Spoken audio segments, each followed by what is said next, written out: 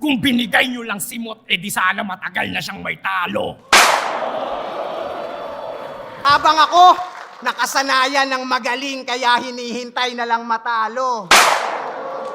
Heto na at semifinals na ng Matira Mayaman Tournament. Malamang naghahanda na rin ang bawat battle MC sa paparating na matinding bakbakan. Tiyak na magiging interesting ang semis na to. 4 na bigating MC ba naman ang mag-aagawan ng pwesto para sa finals. Kaya tara at ating i-preview ang Matira Mayaman semis at sa video na to, pag-usapan natin ang Mot versus Lanceta.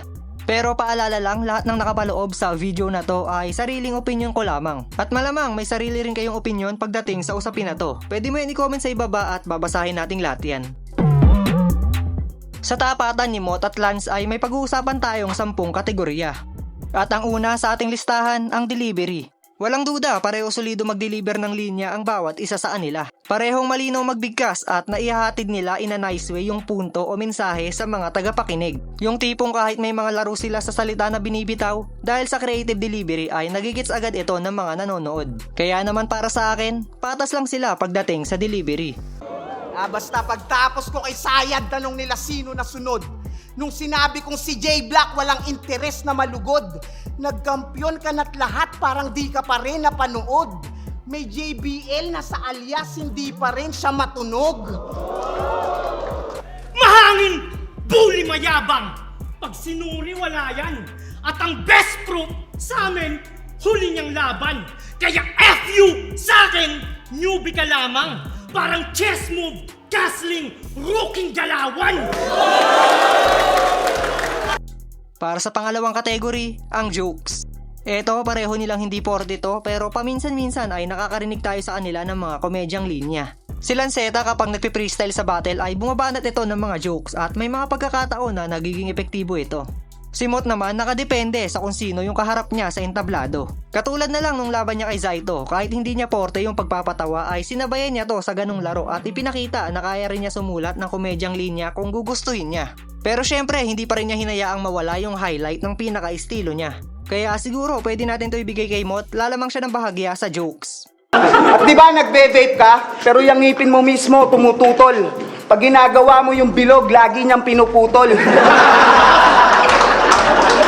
O kaya kung sumabay sa patawa nang di sinasakripisyo yung galing, puminsala. Kaya nga sa tenga, tumatanim, masasabing tuligsa ka. At para mas lalong madiin, pa isa pa, huling bara. Itong kabif ko ang itim, sa madaling salita, ulik baka.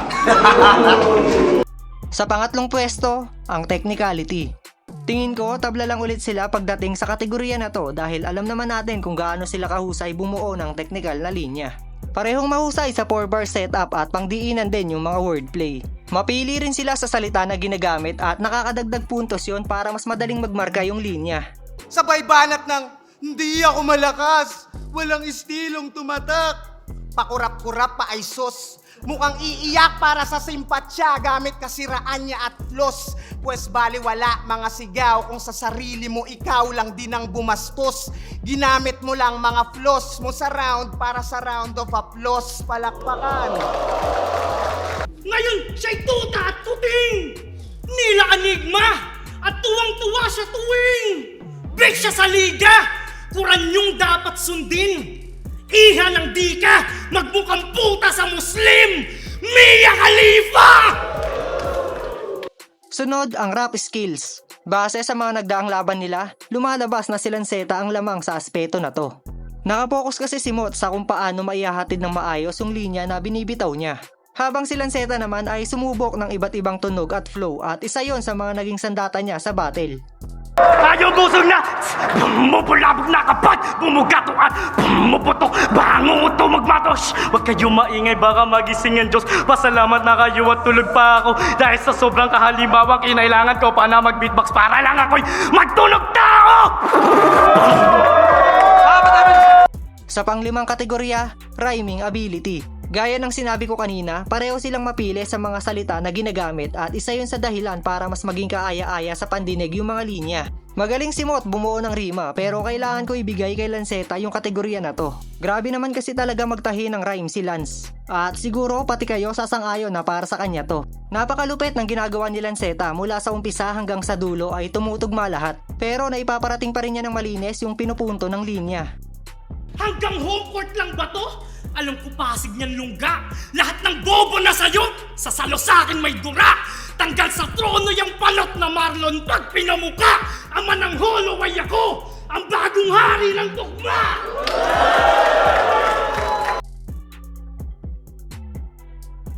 Hindi nila strength yung rebuttal pero may kakayanan sila gawin at ipamalas ito. Siguro patas lang ulit sila dito dahil may mga senaryo na pumipitik yung mga rebat nila mapa on the spot man yan o pre-med rebuttal. Pag-usapan naman natin yung ate mong bitchy. Balita ko, dati daw siyang dancer ni Willie. Dinamay pa yung ate ko. Yung dancer ni Kuya Will. Galit ka lang kasi patay na yung ate mo, binomba sa Israel. Pero bago bombahin ang bomba, binomba ng burat. Galit lang siya sa ate ko nagsasayaw sa TV dahil yung ate niya na Islam nagsasayaw sa club. Yun ang boom tarat-tarat. Humusay sa pag-iwas kahit hindi siya nasusunog. Lalo nung nagbanta naman tutuhog yung tagapalo na may saltek. Malamang hindi ito nakatulog nung nagkapanalo si Bagsik. O may panalo na si Bagsik. Matatalo na ba ako, Matik? Kung babase ka lang sa sinabi ni GL, para mo na rin sinabing 3GS na talaga si Arik. Kaya dyan sa propesiya nyo, di ako sang-ayon, aba.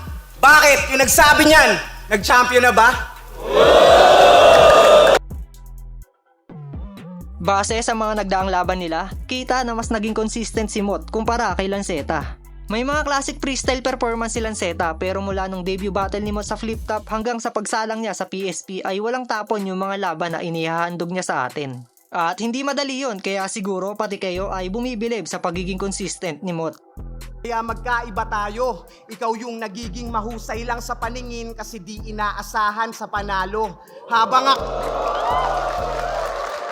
ako, nakasanayan ng magaling kaya hinihintay na lang matalo. Kung ganon, bahala nang mainip yung mga puro antay. Isa pa rin to sa mga pauuwiin kung lumulupaypay. Pinakita ko lang din na malabo tong pumantay. Kalaban lang nababasa mo ako, pati sumusubaybay.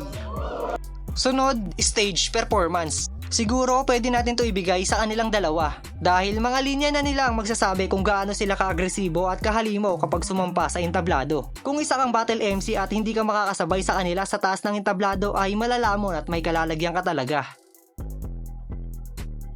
Isa sa mga strength ni Mot ay yung mga laro niya sa salita. Naging armas niya to para makuha yung kampyonato noong 2017 isa buhay. At idagdag pa natin dito yung mga madidiin niyang bara at husay sa pagpili ng anggulo at punto na gagamitin sa kalaban. Pero sa utos ng mga utuso, mukhang nasanay ka na yata, pues mananatili ka ng alalaya, hindi ka nalalaya. Oo, sinadya kong laruin para ipamukha na yung pagkatao mo'y di na kayang ibahin. Dahil kahit anong laro sa salita pa ang gawin, tandaan mo ngang alila ay alila kahit pabaliktarin.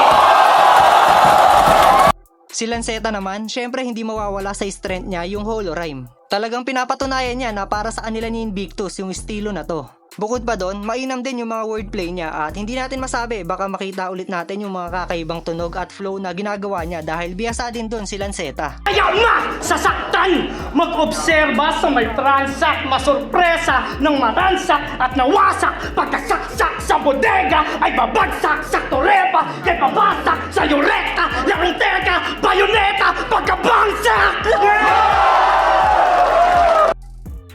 Eto, hindi naman talaga matatawag na weakness to pero para sa akin, pwedeng makaapekto sa kabuuhang performance ni Mot ay yung pag-create niya ng momentum. Nakita naman natin noong round 2 niya kontra kay J-Block ay nahirapan siyang agawin yung momentum ng crowd.